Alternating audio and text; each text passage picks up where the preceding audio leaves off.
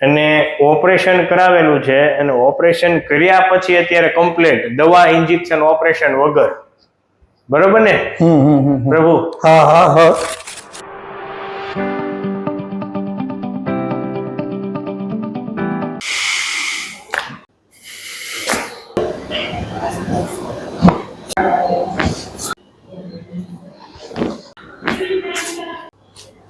ચલી લૂઝ.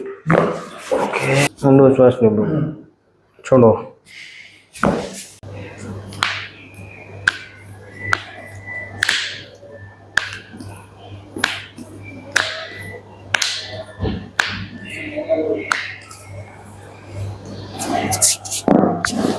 ચલી લૂઝ જો પ્રભુજી. ઊંડો શ્વાસ લો, છોડો.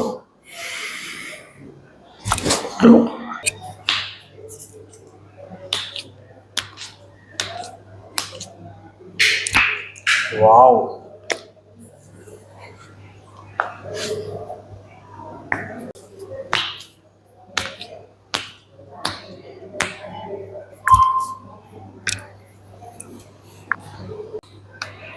મિત્રો, આપણી સાથે અત્યારે નરેશ પ્રભુજી છે, જેમને ઓપરેશન કરાવેલું હતું અને ખૂબ ચાલવામાં તકલીફ પડતી.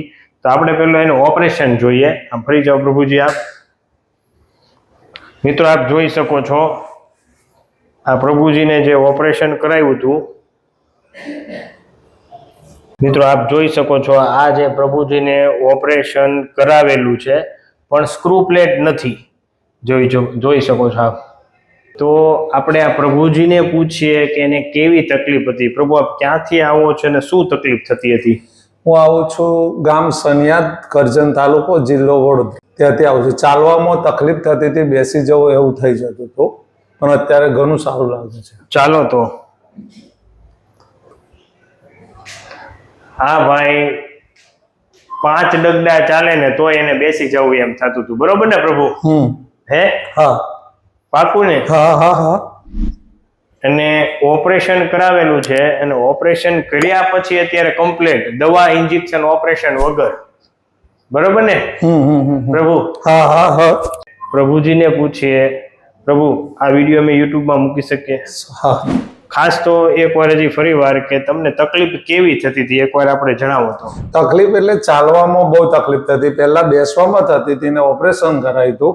ત્યાર પછી આ પ્રોબ્લેમ પાછો છેલ્લા 6 મહિનાથી વધી ગયો હતો.